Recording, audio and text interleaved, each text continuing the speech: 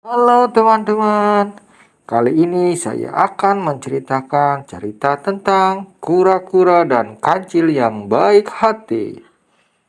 Biar teman-teman gak penasaran, tolong ditonton sampai selesai ya videonya. Kita langsung saja, selamat menyaksikan. Guys, jangan lupa subscribe, komen, like-nya ya biar aku semangat bikin cerita-ceritanya ya, oke?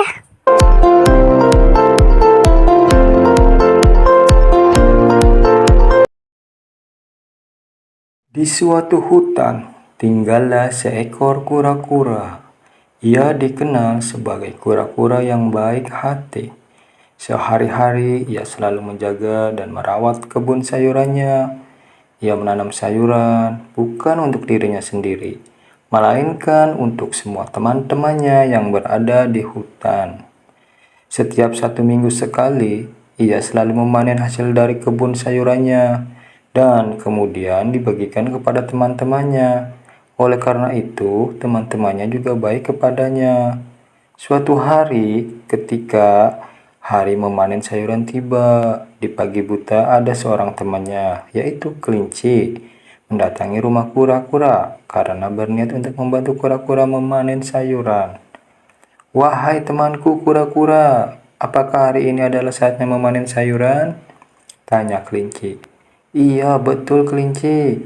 Ada perlu apa? Pagi-pagi sekali kau sudah menemuiku, ujar kura-kura. Jika kau mengizinkan, aku ingin membantumu untuk memanen sayuran, jawab kelinci. Ya, tentu saja temanku, kura-kura mengizinkan. Sementara kura-kura masuk ke dalam rumah untuk mengambil perlengkapan memanen. Kelinci pun menunggunya di luar dengan sangat sabar. Wahai temanku kelinci, mari kita mulai memanen, ajar kura-kura. Baiklah temanku, sahut kelinci. Mereka berdua pun mulai memanen dan bekerja bersama-sama. Di tengah itu lewatlah kancil dan monyet. Tapi mereka tidak menghampirinya. Malah mereka berdua malah berbisik. Kancil, kancil, coba lihat si kelinci membantu kura-kura memanen sayuran, ujar monyet. Iya, aku melihatnya. Padahal kelinci itu hanya pura-pura baik pada kura-kura, ujar kancil. Apa maksudmu pura-pura? Tanya monyet. Sebenarnya, kelinci itu hanya ingin mendapat jatah sayuran yang lebih banyak. Oleh sebab itu, dia membantu kura-kura panen, ujar kancil dengan nada sinis. Dan akhirnya, kancil dan monyet pun pergi menjauh dari rumah kura-kura. Tak terasa, hari pun semakin siang, dan memanen sayuran pun selesai. Setelah itu, kura-kura memerintahkan kelinci untuk memberitahukan kepada semua temannya agar segera berkumpul di rumah sang kura-kura. Beberapa lama kemudian, di rumah halaman kura-kura pun telah dipenuhi oleh temannya yang mau ngantri mendapatkan sayuran. Namun kebanyakan dari mereka merasa heran karena tak seperti biasanya kura-kura dibantu oleh kelinci. Dan tak lama kemudian, kura-kura membagikan sayurannya seperti biasa. Dan kelinci pun ikut membantu kura-kura. Di tengah-tengah itu ada seseorang teman yang bertanya, Kelinci, tak biasanya kau membantu kura-kura. Iya, karena setiap hari panen tiba kura-kura selalu mengerjakannya sendirian. Oleh sebab itu, aku membantunya, jawab kelinci. Wah, kau baik sekali kelinci, sahut teman lainnya. Ya, karena itu sudah menjadi kewajiban kita untuk saling membantu sesama teman, ujar kelinci. Tak terasa pembagian sayuran pun telah selesai. Namun, kura-kura merasa aneh karena ia tak melihat kancil dan monyet berkumpul untuk mengambil sayuran.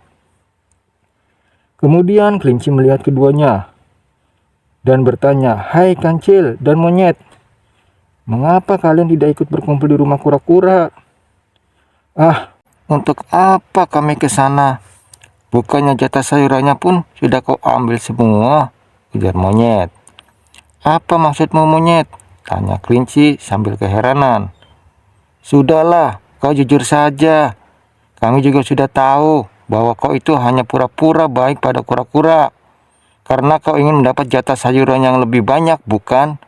Sahut Kancil. Itu semua tidak seperti yang kalian pikirkan, teman. Bahkan, aku pun belum mendapat jatah sedikit pun, jawab kelinci. Sudahlah, mari kita pergi saja, ujar monyet. Kemudian Kancil dan monyet pun pergi. Dan saat itu juga kelinci merasa sedih karena telah dituduh oleh Kancil dan monyet. Kemudian kelinci pun kembali lagi ke rumah kura-kura dan menceritakan semuanya kepada kura-kura. Dan setelah itu kelinci pun pergi ke rumahnya. Beberapa minggu kemudian, sejak peristiwa itu, setiap kali panen tiba, kelinci tak lagi membantu kura-kura untuk memanen sayurannya. Karena ia merasa tidak nyaman atas tuduhan yang diungkapkan Kancil dan monyet. Bahkan ketika kura-kura sendiri pun yang sengaja mengajaknya untuk memanen sayuran, tetapi kelinci tetap menolaknya. Di suatu ketika, Kancil dan monyet berniat pergi ke suatu tempat. Di tengah perjalanan, tiba-tiba mereka terperosok ke dalam lubang yang sangat dalam. Dan ternyata itu adalah lubang yang sengaja dibuat oleh para pemburu untuk menjebak hewan apa saja yang ada di dalam hutan. Mereka berdua pun kaget dan terus berteriak minta tolong. Tolong! Tolong! Kemudian kelinci lewat dan mendengar teriakan yang meminta tolong. Ia terus menyusuri dari mana asal suara itu muncul. Lalu ia melihat bahwa Kancil dan monyetlah yang telah berteriak minta tolong. Wahai temanku, Kancil dan monyet, sedang apa kalian lakukan di dalam lubang? Tolong kami, kelinci. Kami terperosok ke dalam lubang jebakan ini, ujar Kancil. Oh iya, tentu saja Kancil. Jangan khawatir, aku akan menolongmu. Kalian tunggu sebentar, aku akan mencari alat untuk mengeluarkan kalian, jawab kelinci. Sementara itu, kelinci berlari mencari alat untuk menarik Kancil dan monyet ke atas. Tiba-tiba ia menemukan sebuah tali panjang dan secepatnya bergegas menghampiri Kancil dan monyet. Dengan sekuat tenaga, ia pun menarik satu persatu dari mereka. Tiba-tiba kura-kura pun muncul dan kemudian ikut membantu kelinci.